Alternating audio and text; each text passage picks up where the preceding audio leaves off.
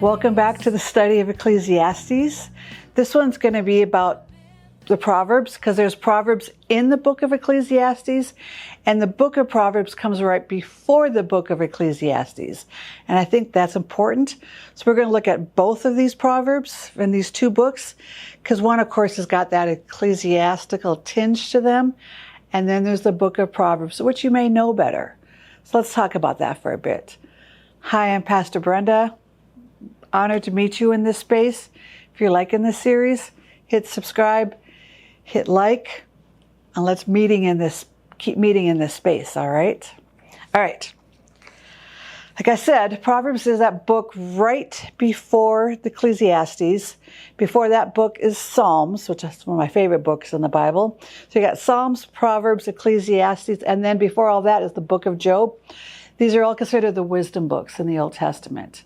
And Proverbs is one of those wisdom books. It is full of things like Proverbs. And you may have read it, you may have heard about it. Because there's 31 chapters in Proverbs, there's this very clever reading plan where if you read Proverbs 1 on the first of the month, read Proverbs 2 on the second of the month, you always know where you're at in the reading plan until the date, and you can end at day 31 with Proverbs 31. Sometimes people read the Proverbs that way and then read them more often because, well, that is kind of convenient. Helps you know where you are. But let's be honest here.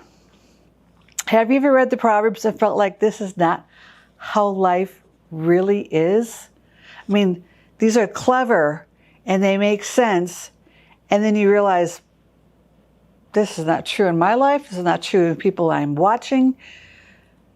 So what are these for if we can't live up to them?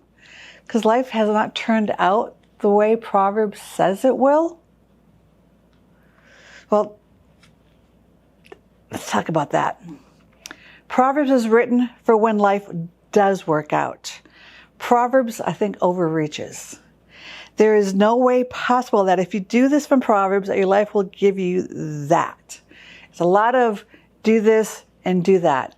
Proverbs is transactional. And that's a big word here we talk a lot about at this church. We're making these transactions with God to do this to get the blessing. Do this to have this part end in my life somehow. We do this and I want to receive this. And in a world that is not conditional, it is not controllable, these transactions fail. They let us down. There's disappointment that happens because we think we've done what Proverbs have said, and life has not given us what Proverbs would say it would. So here's a sample of just one random proverb I picked. It's Proverbs 26:20. Like a man who undresses in winter, or a woman who pours vinegar on a wound, so is anyone who tries to sing happy songs to a sorrowful heart. Okay, we could probably dig into that first part and figure out the metaphor there. But I know when I have a sorrowful heart, sometimes I want those happy songs. Sometimes I want someone to just see me in my pain and let me be in my pain. I know pain's going to come to an end. But if you're just going to give me a happy song, like you are disregarding my pain, giving me a platitude, giving me a drive-by prayer, I'm going to have words with you.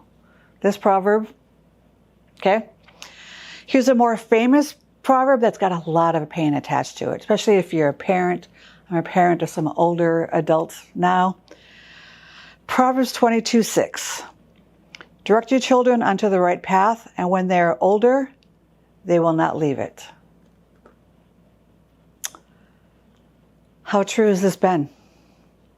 I mean, as a parent, you've done well. You really do. I really believe that. But there's no guarantee attached to that. But this proverb makes it sound like that, right? This hurts. Proverbs hurt. Because you want to believe they're the Word of God, and you want to believe it to be true in your life, and that's where this disappointment comes in, because it's not guaranteed. Now here are some popular proverbs, and these are useful, and these are really good ones. Proverbs 3:5-6. Love this one in our church. Trust in the Lord with all your heart. Do not depend on your own understanding. Seek His will in all you do, and He will show you which path to take. Proverbs 4:23. Guard your heart above all else, for it determines the course of your life. Yes. Proverbs 13:12. Hope deferred makes the heart sick, but a dream fulfilled is a tree of life. We love trees. We love the metaphors of trees in this church. Proverbs 27:17. As iron sharpens iron, so a friend sharpens a friend. Yes, true. Live by that proverb. But there's just so many others, right? Proverbs gives us a standard, and Ecclesiastes helps us figure them out. That's why they go together. So why read Proverbs? Really, why do that 31-day proverb plan? 3 reasons. Wisdom does guide your life. 2, you're increasing the odds of a better life by living by wisdom. And 3, fearing God avoids being overly wicked and overly righteous. We've learned already that this fear of God is a big part of Ecclesiastes. When this Hevel perspective, everything is Hevel, it always comes back to fear God, obey the commands, and enjoy life. Same thing with Proverbs. Proverbs 1:7. Fear the Lord is the foundation of true knowledge, but fools despise wisdom and discipline. Proverbs 3:7. Don't be impressed with your wisdom. Instead, fear the Lord and turn away from evil. Proverbs 8:13.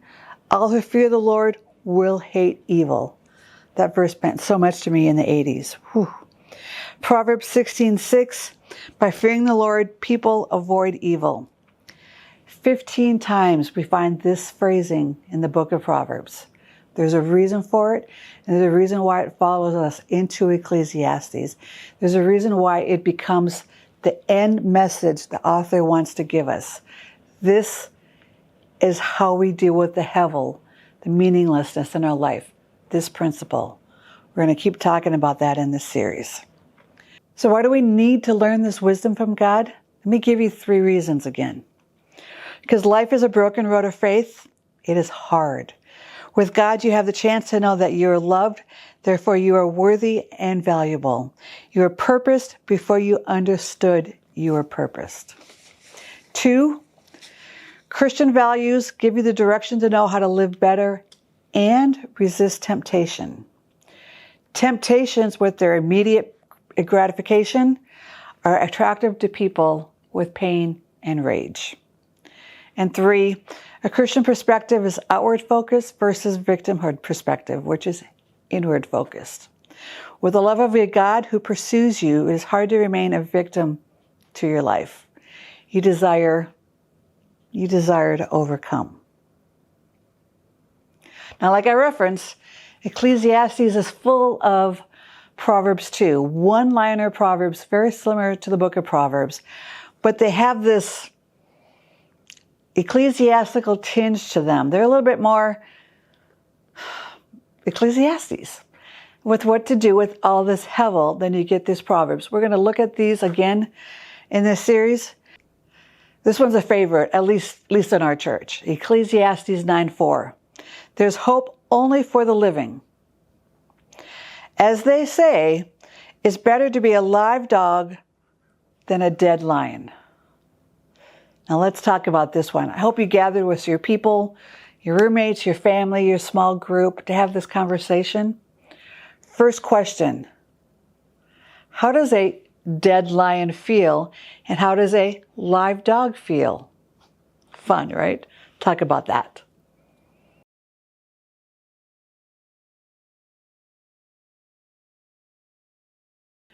Next question. Why did the author use the lion and the dog? Why those two animal personalities in this proverb? Talk about that.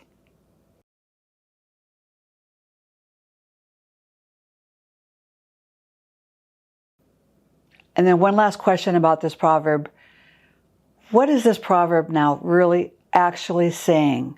What about that hope only for the living? What is this all saying together? So that is found in Ecclesiastes 9:4. Let's go to the next few verses and tie this all in. So this is verses 5 through 8. The living at least know they will die, but the dead know nothing. Do you guys talk about that? They have no further reward, nor are they remembered. Do you talk about that? Whatever they did in their lifetime, loving, hating, envying, is all long gone. They no longer play a part in anything here on earth. So go ahead. Eat your food with joy and drink your wine with a happy heart. For God approves of this. Here in the Bible. Wear fine clothes with that splash of cologne. Everything is Hevel.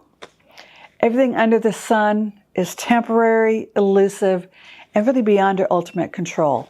Please watch last week's video about that everything under the sun. There's something so true for that ache in your soul about that statement that is repeated often here in Ecclesiastes.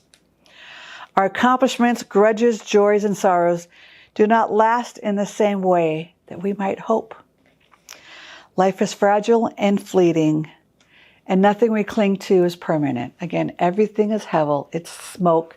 We just can't keep it and hoard it and grab onto it. So what does the author say? So go ahead, eat your food with joy and drink your wine with a happy heart, for God approves of this. Wear fine clothes with a splash of cologne. Eat your food with joy. Take that and put on that really cute outfit. Add that splash of cologne. Go to the house that way. Look extra cute today and put on a brooch. This is in the Bible. Joy cannot be bought, earned, or it's only received. It is those moments when you put on that brooch and you feel extra cute in that moment. Or something just happens and you experience it and it changes your perspective for that moment, right? But you can't control it. It comes as a gift from God, from relationships, and those random special life moments. You can't manufacture the feeling of that splash of cologne. It just happens. You can put cologne on every day and still feel the Hevel until that one day you decide to with it, right? Trying to earn or control joy turns it into a commodity, and that always ends in frustration and meaningless, and that is Hevel. We're going to look at 3 more Proverbs. Like I said, there's a lot more of these in the book of Ecclesiastes, and we're going to look at most of them throughout the series. But let's just do 3 more. They're fun. They got that ecclesiastical tinge on them. And like I do at this church, I'm going to just pull them out of a hat, and I'm going to just read them. They're going to be random, and you're going to then have a conversation about them and try to figure out what these mean with that Hevel tinge. All right. First one. These are all out of Ecclesiastes 7, by the way. Ecclesiastes 7:5. Better to be criticized by a wise person than to be praised by a fool. Have that conversation.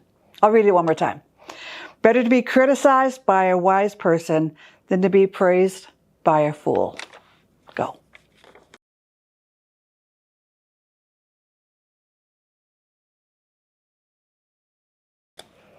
Next one, Ecclesiastes 7:4.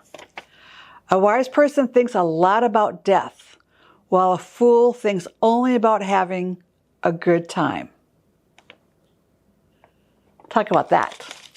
What does that mean?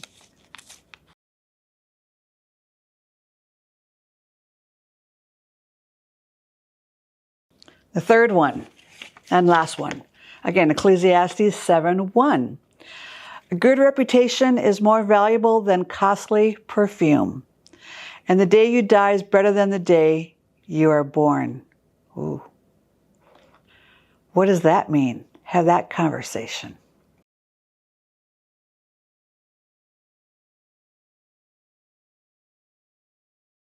Whew. You feeling a little bit wiser? Is this wisdom? Do these ecclesiastical proverbs feel relatable to you and with this life of Hevel? And then you want to go put on that splash of cologne to have that little bit of joy? Good. That's the goal of this. I am honored that you watched it. Now, go live your life like that with this wisdom. I'll see you again.